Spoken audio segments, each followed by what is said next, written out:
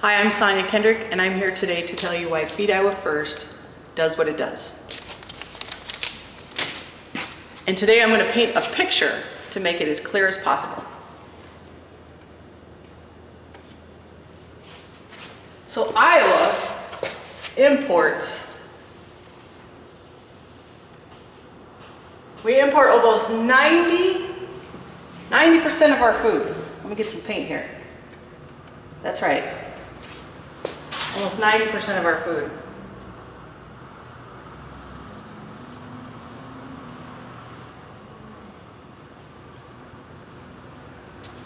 That means that the average miles the food on our plate comes is 1,700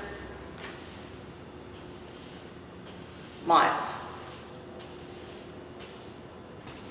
That's how many miles your dinner plate or your breakfast comes to you.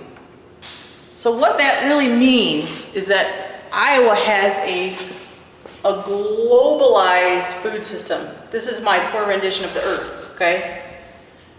That means that we, in fact, stand in line with the rest of the world for our food products. So why is this a problem? Why does this spur me to go and grow vegetables and give them away for free? What this means is that what is projected by 2050, we currently, today we have 7 billion people on Earth, probably more like 7.5. So we have 7 billion people, we'll say 7. And by 2050, we're projected to have 9 billion people, okay? So that shows you that our population is exponentially increasing. More people require more food. So what the experts are saying, and there's some debate, that we need to increase our food production by at least 70% if we want to keep up with our rising population level. So what we have here is rising population globally. We're in line with everybody else to get food because we are almost like a food desert, and that we need to start increasing our production of food. What this also means is demand is up, but what we have is a reduction in farmers. So the average age of farmers in America is 59. And this isn't our average, what we would have expected for farmers before. Farmers used to work till they were 70 and 80, and they would just work till they died. But the farmers today have taken out retirement policies, and they plan fully on retiring. So what this is saying is that in the next 10 to 15 years, mind you, I'm not a good artist, that the price of our food is going to increase, that's right, just wait, 40%.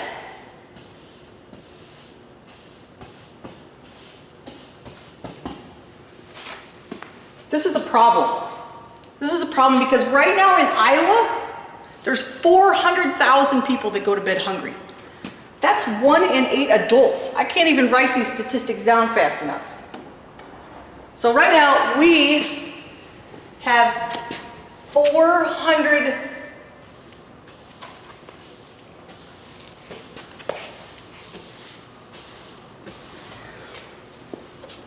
I'm sorry, is that not enough numbers?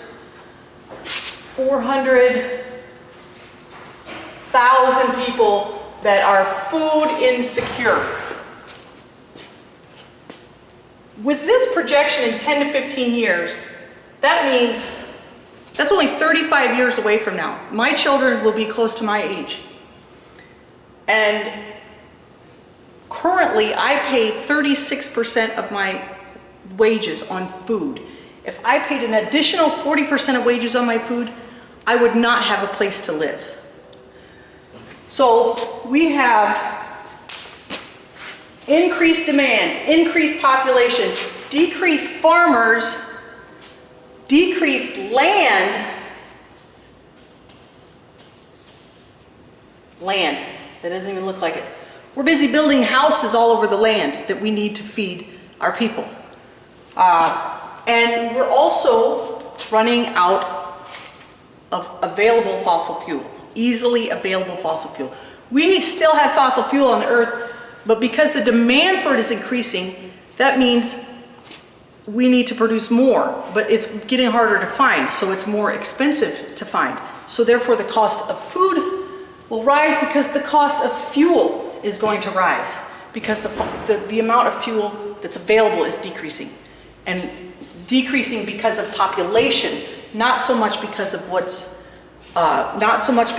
of supplies on Earth. So I'm going to have you suffer through my can of corn speech. So we will pretend like, let's pretend like this is a can of corn, sweet corn, right? Iowa used to have more canneries than any state in the union. Now we have none. So here's a can of sweet corn. A can of sweet corn, food is energy. So you put 1,000 calories of energy, including fossil fuels, 1,000 calories into the production of that can of corn. Okay?